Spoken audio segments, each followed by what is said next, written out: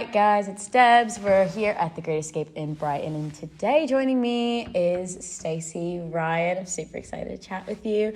We've got a lot to discuss, not that much time, so we're going to get through it sort of quick first. Let's do it. How's the Great Escape been for you so far? It's been short. It's been short, yeah. I played my first show, 2 hours ago, and it was in this small bar, which was really great because I just was on tour playing bigger rooms, so to come back to a smaller bar reminded me when I was in college and I would play with my band, so it was really awesome. And now I'm gonna play the show tonight and then I go home tomorrow, so very, very short time for the Great Escape, but it's been great. Nice, exciting. So I want to talk a little bit about your latest release. I don't know what Love is. If you guys haven't listened to it, you should.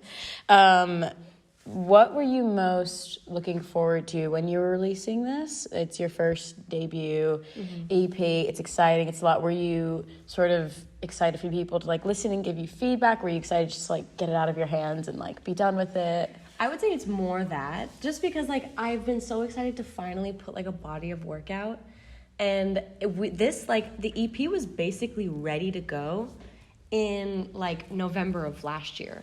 So right. The fact, obviously there's so many logistics behind when something gets released and stuff. Yeah. So I've been sitting with this project for so long, and the fact that it was finally out, I'm I finally have a body of work out that people a cohesive body that all makes sense. It has a theme. And I was just so excited for people to hear songs. I've been getting messages of people being when are you dropping this one? 2021, 2020 right. Even. Yeah. And I was I don't know. But now they're finally out. Yeah. So finally people that have been asking can finally hear the songs. Exactly. That's that must be very satisfying, but at the same time kind of it's almost you're losing control of it, but it's theirs now. Because it's not secret anymore. Yeah. It's out for everyone to critique and enjoy or hate, Yeah. What do you think was the hardest song on there to sort of create? Let's see. I think when we wrote the EP, we were we were just such in a creative spot, because that was the first time I had ever written with co-writers and producers, so the whole affair with the writing sessions, when before I would literally just write in my bedroom by myself. Right. So I feel the first time doing that, I was just every day we would come in and write a new great song. But maybe the one that I remember being difficult, or maybe just not difficult, but not just pouring out of us, maybe, I don't know, I maybe Fall in Love Alone, because we went back and forth a lot on the melody of the chorus, which now follows the chords, but we almost didn't do that. I feel we were maybe we want something a little more jazzy, a little more complicated. Yeah. But at the end of the day, we were just why don't we just follow, because it lifts so well. So maybe that one. Yeah, especially because there was, I bet, a lot of hype and around that song, and leads me to my next topic, TikTok. So I love TikTok. It's been great for finding new artists, but I feel every artist who's sort of had their claim to fame or whatever you might call it from there has a different relation to some people love it, some people hate it, some people are I want to get away from it, some people are I'm embracing this. Where are you we're in line with that? I feel it changes all the time. Obviously I owe a lot to TikTok and what the platform has done for me, because without that I wouldn't have gotten signed to a record label, or maybe I would have, but it wouldn't have happened as quickly that it did. Right. But TikTok is one of those platforms that is based on an algorithm. So sometimes you can feel the algorithm hates you and doesn't show your videos to people. But you never know truly is it the content? Is it what time you're posting at? I feel it's so easy to be oh, I hate TikTok because they're shadow banning me, or stuff like that. Yeah. But honestly, at the end of the day, it's just another tool, which is and it's been a big help to me, to promote my music and just also connect with my audience. So overall, I would say TikTok is great.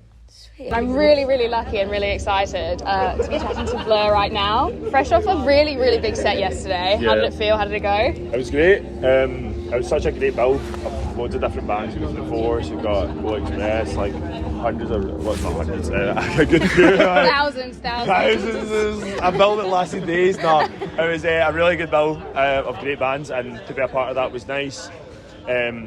and the crowd were great. Yeah, good vibes, man. Yeah. It was really nice meeting Steve Lamack as well. Yeah, oh my God, he's a legend, finally, isn't he? finally meeting him, and he seemed to be into it, so It's nice. we won him over. But it was great, good first night for us, definitely. Did Lamo have any words of wisdom for you? Well, we found him like crouching down at the end of her set backstage, and he was lost for words. So I think we done him in. Yeah, that must feel amazing. That's so good. I think he enjoyed it. I think so too.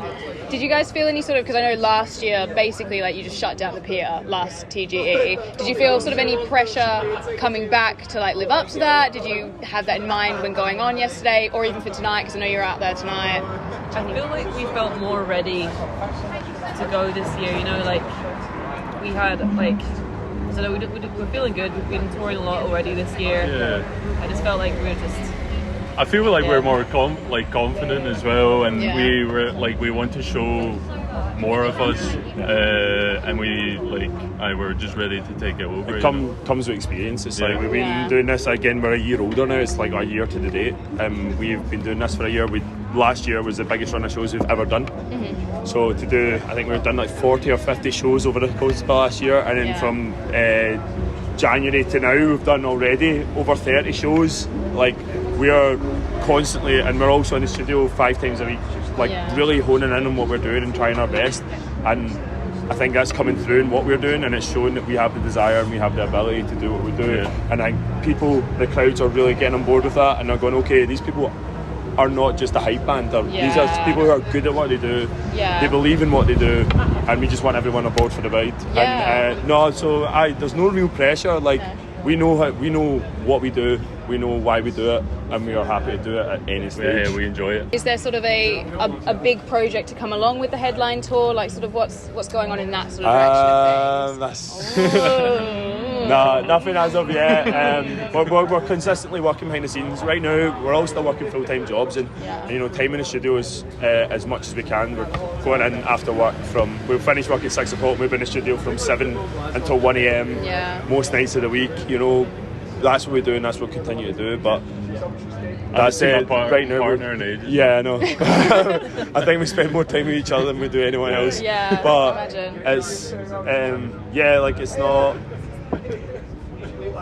When we're ready to do something, we'll do something, and that's on us. And that's when we're ready. We do things in our own time, at our own pace, because we're in control, and this is what we want to do. And we're never going to just do something for the sake of it. Everything is thought out. Everything we've done has to be the right time. It has the right place, and we have to believe it's time to do those things. Hello everyone, it's Debz and Fiona back at it again. Day two of Brighton Great Escape. We've just talked with Blur. Yeah, they were amazing. It was so lovely. So lovely, and now we're headed to Fabrica to see Grove. Grove.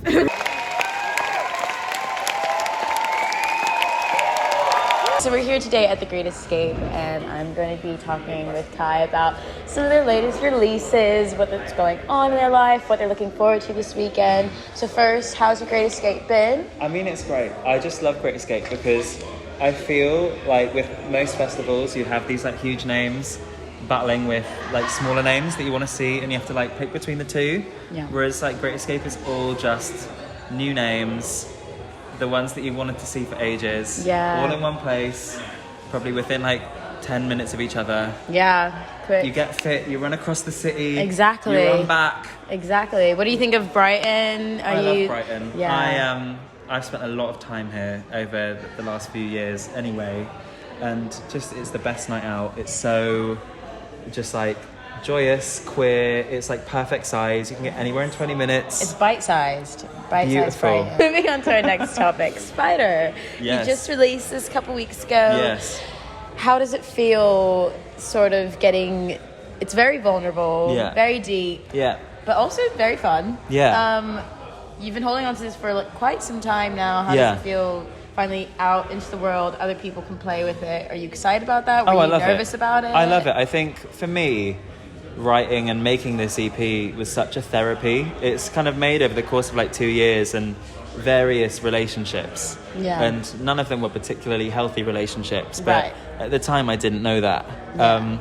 And it's kind of the whole EP, I'd say, in essence is like realizing that things are unhealthy, and realizing that the problem isn't me if things go wrong. Yeah. I mean, sometimes they are, but like, look at me. Like, It's self-aware. It's not me. Not possibly. No, but like, am I the drama? No. But like, it's just been really beautiful because it's such a therapy for me to write these, and then it's just like a whole bonus when you put it out and you have people messaging you being like, I heard this song, I get it, and it resonates, and it feels like it was made for me. Like, it's the best feeling. Honestly, it makes me teary, man. Like, love it. I love that. It's almost like having someone like read your personal journal and you're like, oh my gosh, you could really judge me or hate me after this, and they're like, no. This is exactly. I relate perfectly. Exactly. Was there anything when you were writing that you sort of surprised yourself with, like a path you sort of did with your songs or your producing that you're kind of like, oh, I didn't know I'd ever do that, but I'll do it again? Do you know what? I think with all my writing, it helps me realize things that I hadn't realized, and I'll say things and I'll be like, whoa, I didn't know that's what I thought. But like, actually, it's completely how I felt. And like, there's some lines in like the songs on the EP. Like, I have a song called My Jeans, which like the main lyric in the song is like, you don't love yourself, but you're taking off my jeans. And it's like that. It's just sometimes you get those like flashes of inspiration, and like, it's just like, whoa. And that singular line sums up the whole EP. It's like, you don't love me because you don't love yourself. And sometimes it's not the destination you thought you were going, but it's where you end up. I love that. So beautiful, so wholesome, honestly.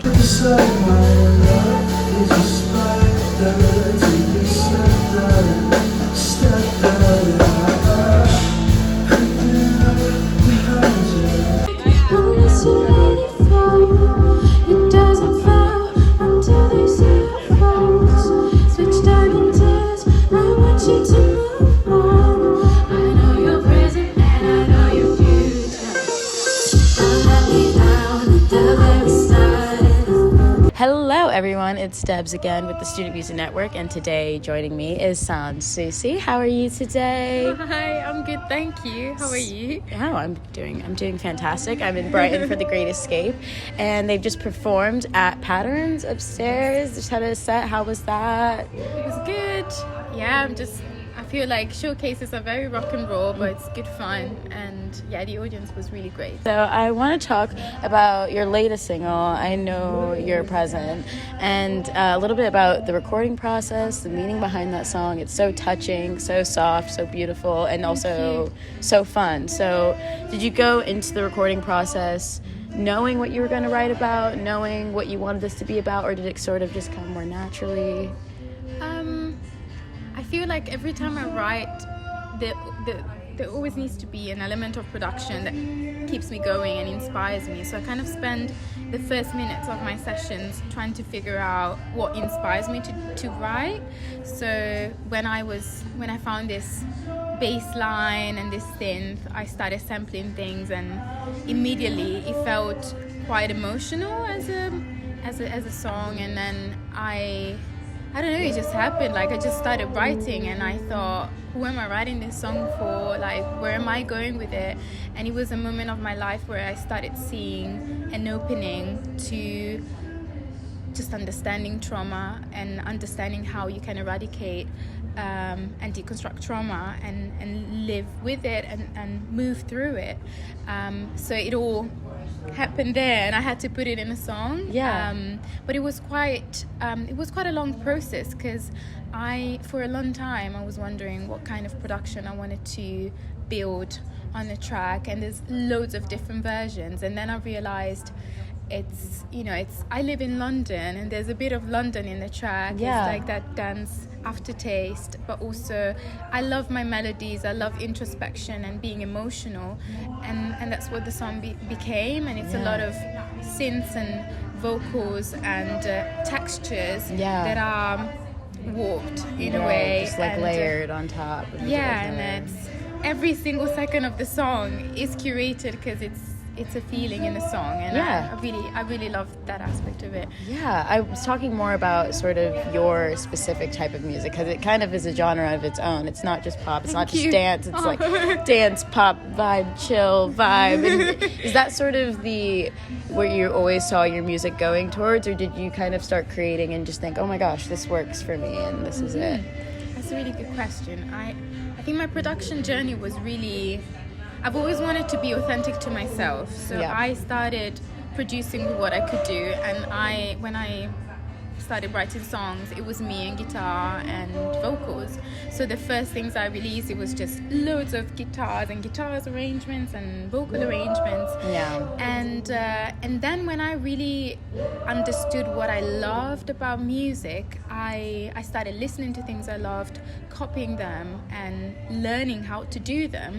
And then, because I get really excited very soon about stuff, I learn halfway and then I have to write a song, and then I finesse it. But my learning process is a bit uphill, downhill. But that's how my production developed. I want my music to sound like a feeling, and I don't think about genres. I just think about what feels right sonically for me, and I think my ears are the thing I trust the most. Yeah, do you see yourself wanting to venture into any other sort of genres, like any folk, any rock, like anything R&B, more vibes, or are you kind of hoping to just stick in this lane in the future? Everything that comes. You know, if folk is, I've got some tracks that are very folky, and I've got some tracks that are maybe, you know, a bit more dance and R&B and a bit more pop left field. I think if the feeling is right and you sound authentic to yourself, you can get away with it. Like it's more about, I think, the artistry than the genre. So whatever happens, I'll release a bunch of different genres of music. Exactly, you'll test them all. Lovely. Any artists that are out right now, or any pieces of work that you've been listening to that have kind of inspired you more? Like, I know we have our basis, like things we've looked up to, but just things that have been coming out lately that you've just heard and thought, oh, it's so different, I want to make something like that, or something that's just been stirring. I mean, on top of my head, I feel like the phenomenon of Fred Again this year has been incredible. Like, I love Fred Again. I love this artist called Nuria Graham that does a bit more indie folk jazz. I listen to a lot of classics, really. Like, this year I went back into Fleetwood Mac, and I listened to music in loop, and every day for like a couple of months I was on Rumors, like So I'm listening to Bill Evans at the moment, For the Lovers. I'm very random with it. There's a mix of classics and a mix of things that are popping up right now.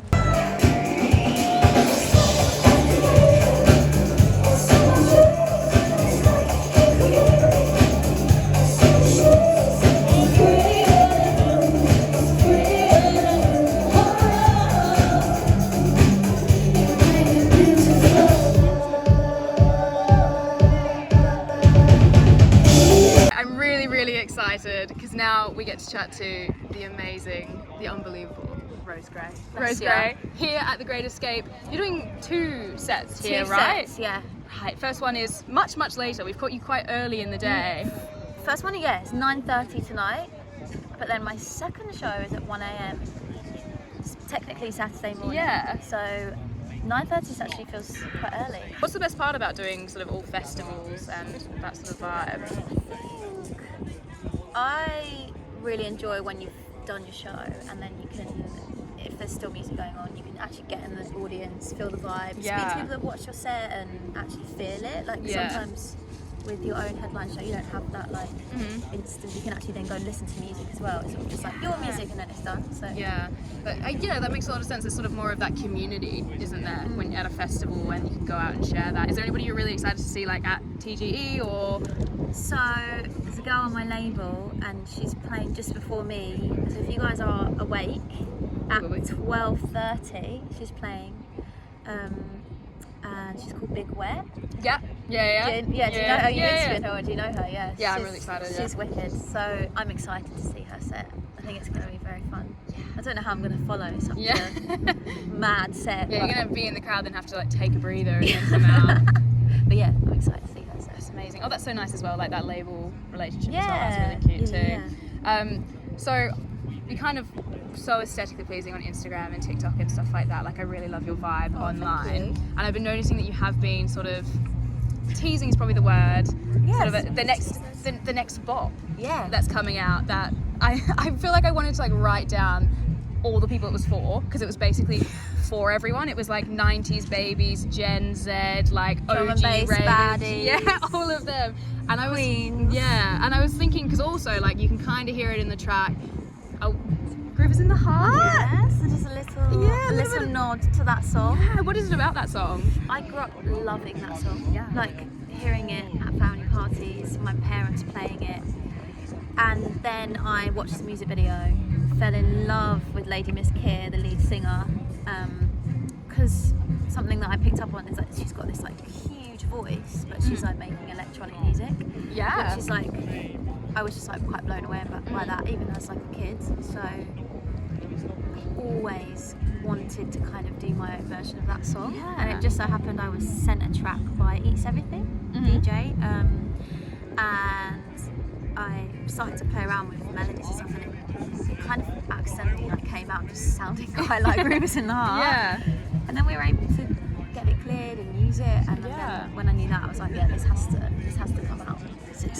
It's literally been like 33 years since the Actual. yeah, I mean I was born then, so, but it's like quite a long time ago. Yeah. So there's a lot. I feel like there's a whole generation of kids, people that've never heard that song before. Yeah, So- absolutely, yeah. Hello, everyone. It's Debz with the Student Music Network, and joining me today is the band Noisy. So, if you guys all want to introduce yourselves, what you do. Yeah, sweet. So I'm Cody and I sing in Noisy.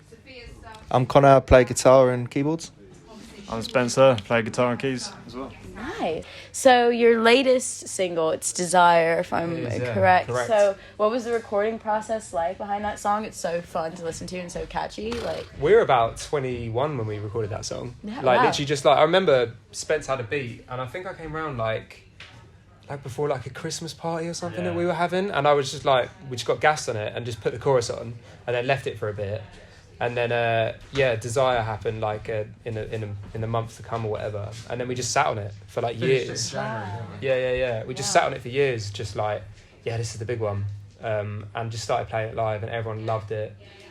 Always, we were always getting messages from people after the show being like, what's that Desire tune? So yeah, it feels great for it to be out. But it was quite a simple process, wasn't it? It kind of just fell out of the sky. Yeah. Some songs do that, I guess, but yeah. Lovely. Were there other versions that song took on before it came out? And it was different verses. A few edits. Yeah. Thing, like we chopped stuff out and something, but, we definitely struggled with the verses for a little bit, I think, because usually we do like rap verses, then like euphoric, like kind of poppier chorus. Yeah, right. So I was like rapping on the verses, and then it just wasn't sitting right. So then we were like, "Fuck it, why don't I sing?" Which I never really do in the verses. So yeah, and then it just worked, which is great. I was gonna say, how did that come about? Singing sort of more into your music. Is that something that you were always comfortable with, you always saw yourself doing, or is it kind of something you've had to adjust to? Definitely on the choruses, yeah. I think like as time's progressed, kind of just more do like choruses that are chanty instead of like your typical pop melodies and stuff. But I think I am a more confident kind of like rapper, because you don't really have to hold a key. But right, I mean, we always search for the euphoric pop chorus, that everyone can kind of escape to, and then the harder verses. But I think that's what Noisy is. You combine those two together, and that's how we feel comfortable with our music, I think. All right, guys, so we've just finished up with Noisy. They were super fun to talk to, and now we're about to part ways for a second, but we're super excited because we're about to interview Venbee. Obviously another massive tune of yours, Messy in Heaven. Yeah. Huge, massive. And like what really, really piques my interest is sort of like the allegory of it all. Yeah. Is like this idea of sort of like Jesus, but in this century, in the club culture. And I know sort of I maybe read somewhere that's like thinking of that friend that is always like looking out for someone else. Yeah, it's about it's about a friend of mine who had a really hard period of time struggling with addiction, and I was raised with a faithful background, and there was no other word, because I think she's the greatest person in the world. There was no other metaphor for that than Jesus. Yeah. So the song is The Greatest People Can Fall Down a Difficult Path, and it was an interesting one for sure, but I definitely think that it made people think a little bit, which is definitely, yeah, what my intentions were. Because, like, for me, I think that the song has such a deep message, and it's such a personal message to me. But I can understand that it's a shocking line. I know it is, you know. And I did that for a reason, because there was the way that I was raised. There was no other word for it. Yeah. So that's what the song's about, and it's still one of my favourite songs that I've ever written. Yeah, absolutely. I think I really love the idea of like songs like that getting spins on those like big stations and the big dance radio stations as well, just because like you're making people think, you're making people sort of consider deeper and using those deep, and it's just like playing on those main stations, and I think that's really important to get those. Yeah, how does it feel for you on that side? I don't even know. Like, if someone told me 2 years ago, oh, you're going to write this song and it's going to be on every single radio station and like it's going to hit the charts and your life's going to flip upside down, I would have told you to piss off. Do you know what I mean? Like, yeah. It's wild. So, but I'm so utterly grateful for it, and I wouldn't have changed it for the world. Yeah, and I definitely think it's completely deserving as well. Like, it just sounds Thank you so much. No, please, my pleasure. Like, I think for young people out there, especially maybe in the rave scene and stuff like that, having sort of this person that is truthful and honest and real and all of those sorts of synonyms for that is like an image that is needed. Thank you so much. No, my pleasure, truly. So basically my last question is, what's next? What do we see next from you? We've got some more songs coming, a load of festival seasons coming up. Obviously we're at Great Escape right now, and then at the end of the year I'm going to drop my first project, which is going to be, I'm so excited. I feel pregnant with my songs, so I'm ready to deliver. Ready to deliver. I'm ready to deliver a healthy baby. Yeah. Perfect. It's really just an eye-opening sort of things of like things that I've been through, and not having any sort of experience in life, and you know, no one in this world has a clue what they're doing, right? But we all like to say long words and make it feel like we all know what we're doing. Yeah. But this is what my project is about. It's okay to not have experience in things, and it's okay to not know what you're doing, and it's okay to go through some really shit times, and then that's what this project is, and then I'll be on to the next one, I think. Yeah, sounds like it's one for the people. One for the people, one for the people, because everybody 100. gets it.